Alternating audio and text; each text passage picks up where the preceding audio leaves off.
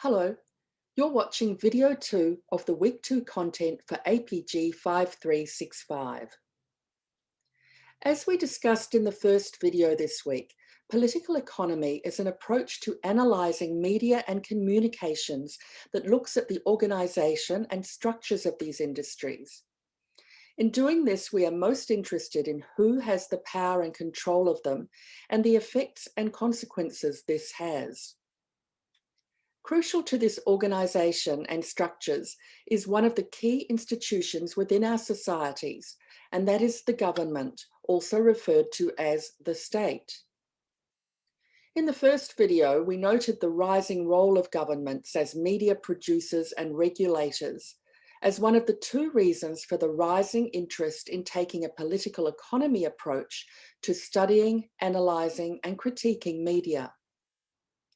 In this video, we'll talk about the role that government plays in its interaction with media and communications industries, and how that role is evolving with changes in the nature of media and communications industries.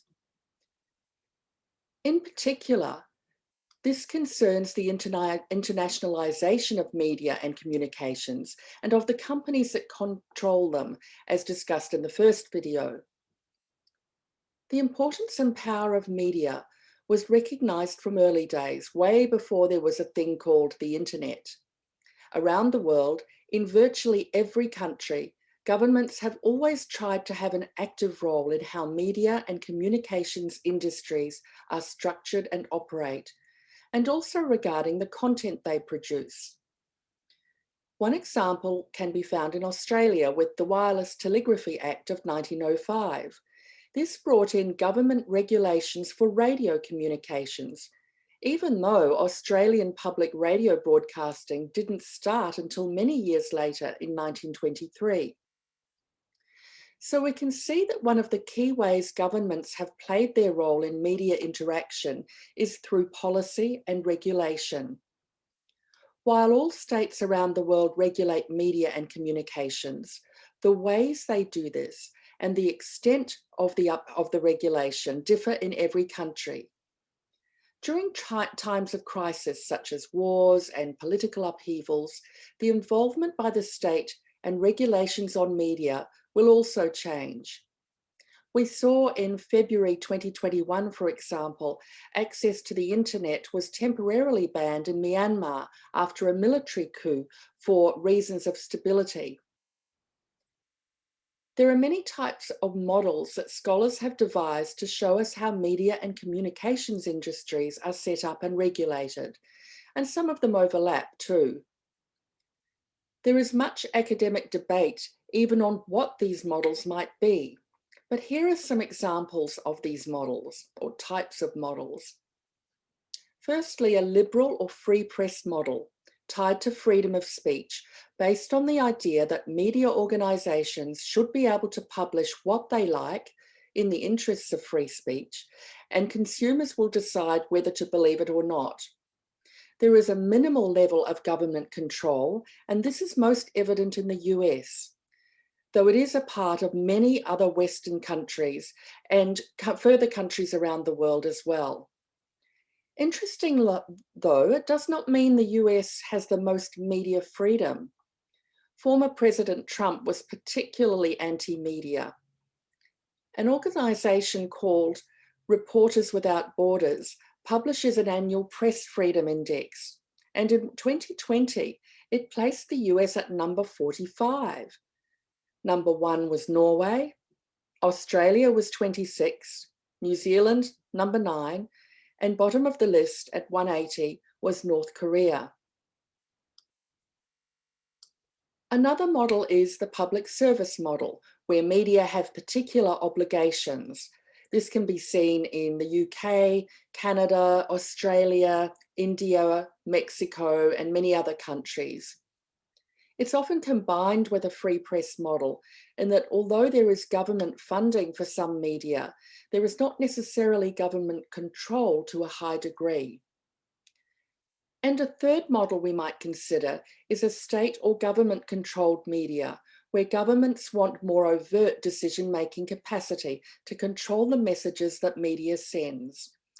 Some countries with this model could be seen as China, Russia, Vietnam, and Zimbabwe.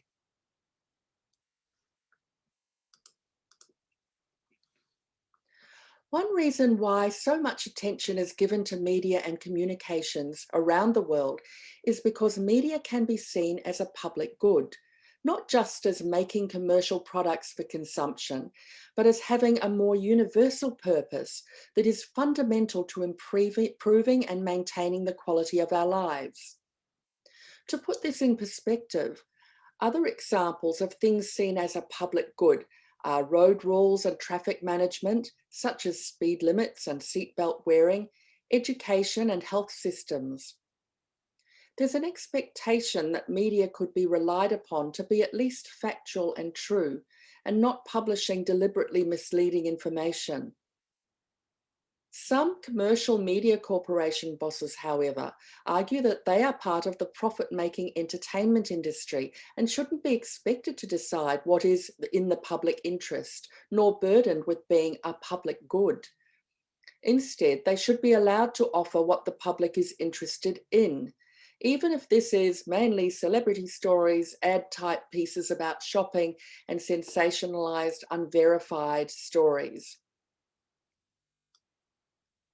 When media are seen as operating at least partly in the public interest, there's a great deal of discussion around whether they should be subsidised or invested in by governments and other entities, whether and how they should be controlled and regulated, and where to draw the line on this.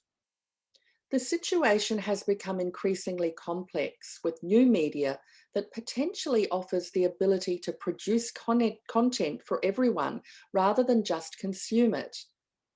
Everyone with access to the internet, that is. Who should have this access? What should they have access to exactly? And how should this be managed? These are just some of the questions for governments around the world.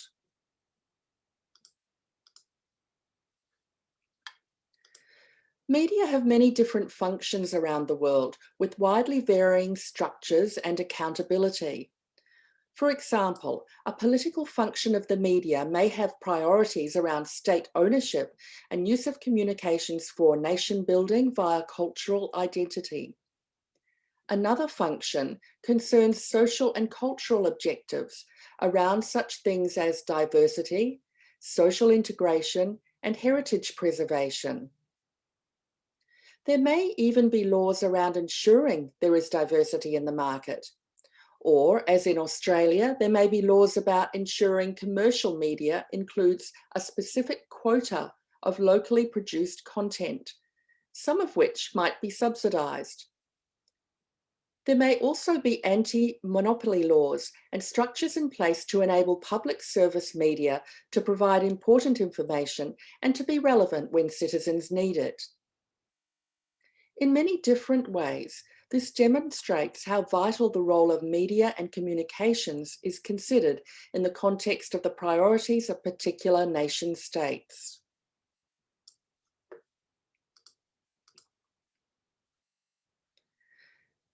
Given the strong role government has always played, how are models of media and communications changing?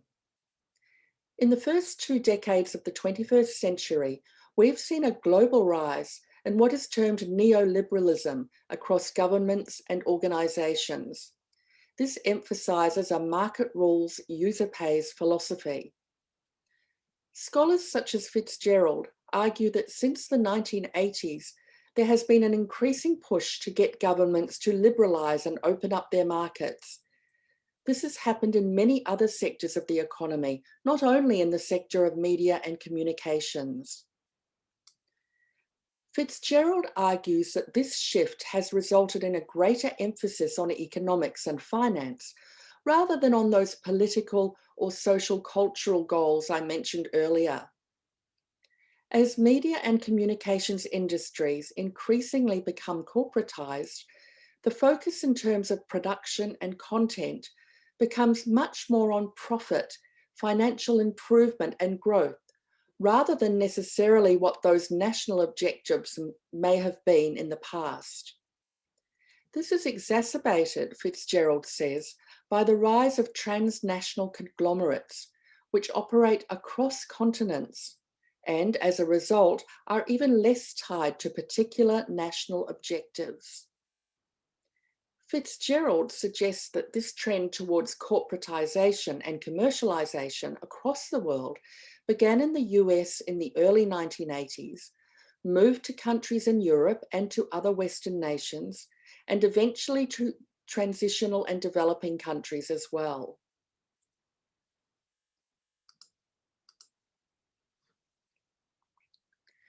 Some questions to ask about this transition are, is the state still able to play the role it used to in terms of regulation? And what is happening in the context of the rise of new media corporations? Political economy scholars are concerned that the same kinds of patterns of dominance are also taking place in digital communications landscapes.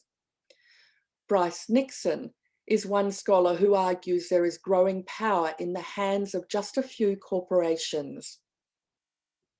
The digital communications landscape is increasingly dominated by new large corporations such as Google, Facebook, and Microsoft.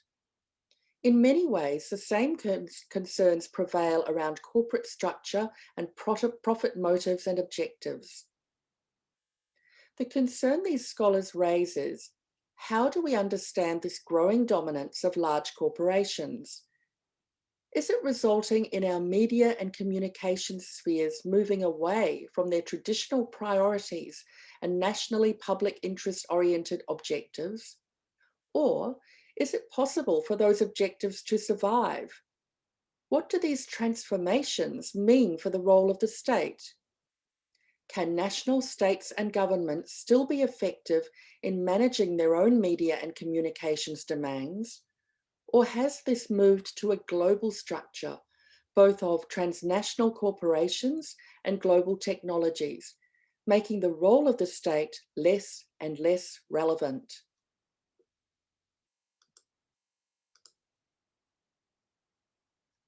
That's all for today. Don't forget to work through the Module 2 online activities on Moodle, if possible, before your tutorial this week. And next week, we will be looking at the dual topics of representation and audiences. Thanks for viewing.